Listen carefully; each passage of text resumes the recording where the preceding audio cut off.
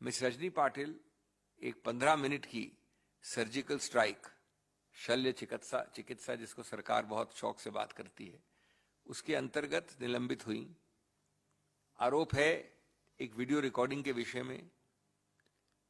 पहली बात, कोई उनको कारण बताओ नोटिस, कोई प्रक्रिया, कोई अवसर नहीं दिया गया। दूसरी बात, अगर आप रूल 257 पढ़ें जिसके अंतर्गत ये किया गया, तो लागू ही नहीं हो सकता। उसमें बड़ा साफ लिखा है कि ये इसके लिए हो सकते हैं निलंबित अगर, और मैं कोट कर रहा हूं, परसिस्टेंट एंड विलफुल, बार बार और जानबूझकर आप अगर हाउस को चलने न दें या ऐसा वातावरण पैदा करें कि माननीय अध्यक्ष हाउस को चला न सकें।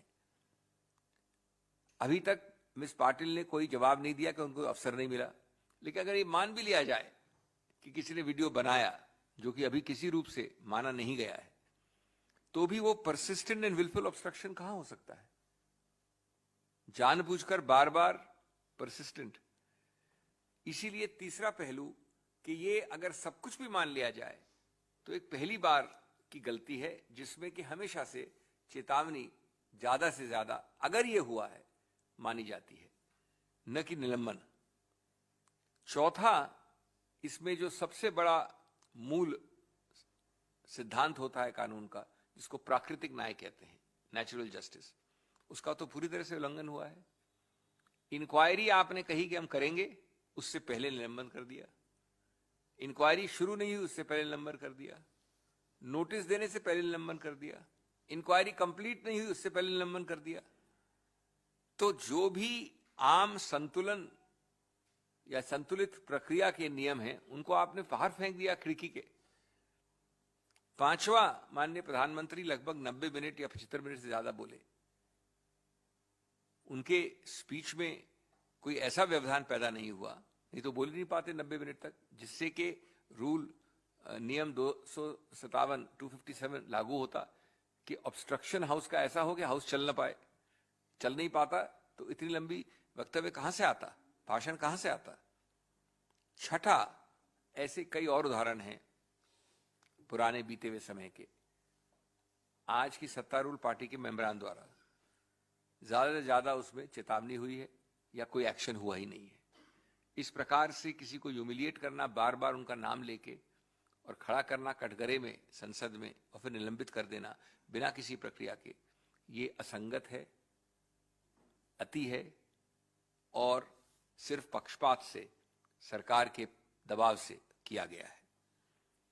हम ये कहना चाहते हैं कि अध्यक्ष महोदय को इस सरकार के अनुरोध को नहीं मानना चाहिए था, जो कि एक तरफा है, पक्षपाती है और सभी गणतांत्रिक नियमों के विरुद्ध है। हम ये भी कहेंगे 8वें पहलू में कि अगर कोई भी आंख बंद करके, पट्टी बांध कर भी देखने का प्रयत्न कर ले संसद टीवी उस दिन का, तो आप देखेंगे पक्षपात की कितनी बड़ी ऊंचाइयां उस दिन आई हैं। ट्रेजरी बेंचेस और विपक्ष के बीच में कोई अनुपात ही नहीं है कवरेज का। एक फ्रैक्शन भी, एक छोटे से छोटा हिस्सा भी विपक्ष का नहीं दिखाया गया है। अगर तुलनात्मक रूप से आप देखें माननीय प्रधानमंत्री के भाषण के समय की संसद टीवी की कवरेज, अब संसद टीवी इस बरगलाने वाली प्रक्रिया में है कि वो एक सरकारी डिपार्टमेंट है या प्रवक्ता है सरकार का, न कि संसद का एक चैनल। तो आप समझ सकते हैं कि गणतांत्रिक, लोकतांत्रिक संतुलन कहां चला गया है। पक्षपात सबसे बड़ा एक आज सिद्धांत बन गया है। हम मानते हैं कि ऐसा जो हुआ है, पक्षपात, असंवैधानिक सिद्धांत, गैर गणतांत्रिक, गैर संसदीय, और जो एक प्रकार से विधायिका की पूरी प्रोसीडिंग्स को नीचे ले आया गया है, ये सामूहिक रूप से भर्त्सना योग्य है। और हम समझते हैं कि ये एक ऐसी चीज है जिसपे उस दिन तो हमने बाहर आए ही हैं। अब एक दिन और बचा है संसद का, कल सुबह मीटिंग है, आगे के लिए क्या किया जाएगा उसका निर्णय कल सुबह होगा। धन्यवाद।